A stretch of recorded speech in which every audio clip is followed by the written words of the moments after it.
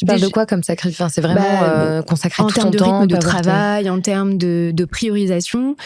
Clairement, moi, j'avais cette image de quelqu'un qui devait mettre son boulot en numéro 1 et qui travaillait sans relâche, sans cesse, le week-end, et qui avait un peu sacrifié pas mal de pans de sa vie. D'accord.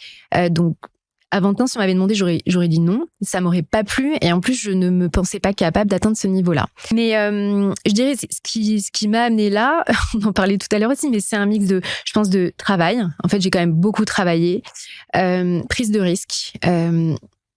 J'ai quand même osé sortir plusieurs fois de ma zone de confort pour apprendre, pour essayer de développer des compétences pour atteindre le niveau d'après.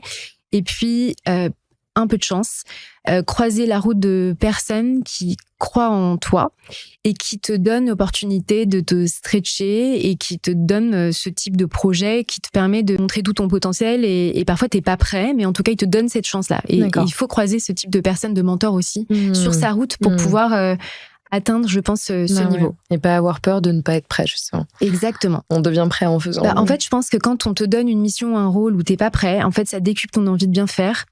Et ça te donne une énergie, une force qui est vraiment supérieure à ce que tu pourrais faire en temps normal.